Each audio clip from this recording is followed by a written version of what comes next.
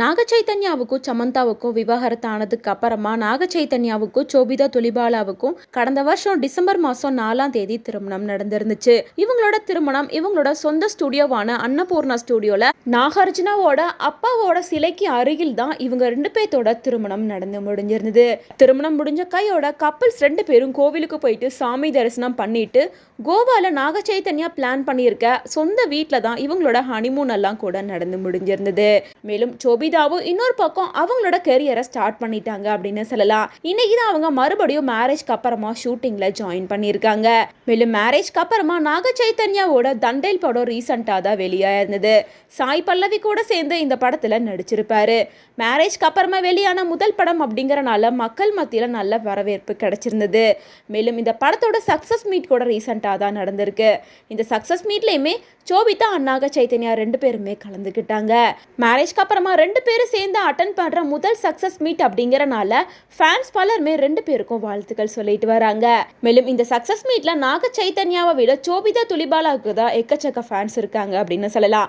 வரவங்க எல்லாருமே சோபிதா துலிபாலாக்கு கை கொடுக்கறதும் ஹக் பண்றதும் சோபிதா கூட போட்டோ எடுத்துக்கிறது அப்படின்னு சொல்லிட்டு எல்லாருமே சோபிதா துலிபாலா கூட தான் ரொம்பவே கான்டாக்ட்ல இருந்தாங்க. நாக சைத்தன்யா ஒரு ஓரமா சோஃபால உட்காந்து எல்லாத்தையும் வேடிக்கை பார்த்துட்டு இருந்தாரு.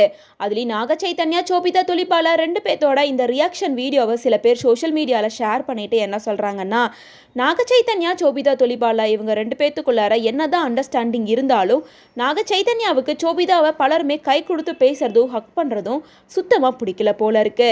அவரோட ரியாக்ஷனே சரியில்லை, ரொம்ப சோகமா இருக்காரு. அது மட்டும் இல்லாம சோபிதா துலிபாலாவை கூப்பிட்டு சில விஷயங்களை அட்வைஸ் பண்ற மாதிரி பேசியிருக்காரு அப்படின்னும் நாக சைத்தன்யா பேசுறதை கேட்டு சோபிதாவோட ரியாக்ஷனே மாறிடுச்சு.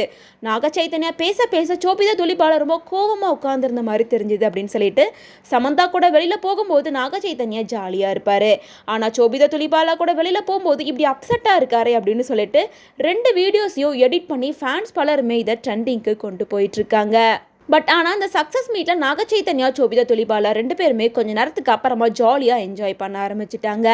மேலும் அந்த மூவியில் வர சில சீன்ஸ் எல்லாமே ரீக்ரியேட் பண்ணுற மாதிரி சோபிதா துலிபாலாவை பார்த்து பண்ணிக்கிட்டு இருந்தாரு. மேலும் மேடைக்கு ஏறினதுக்கு அப்புறமா ஜாலியாக 2 பேருமே பேசியிருப்பாங்க. இருந்தாலும் நாக சைத்தன்யா சோபிதா துலிபாலாவோட நடவடிக்கையை நோட் பண்ண பலருமே நாக சைத்தன்யா சோபிதா துலிபாலாக்குள்ளார ஏதோ பிரச்சனை போல இருக்கு, 2 பேருமே அந்த அளவுக்கு ஆக்டிவாக ஃபங்க்ஷனில் கலந்துக்கிட்ட மாதிரி தெரியல அப்படின்னு பேசிட்டு வராங்க.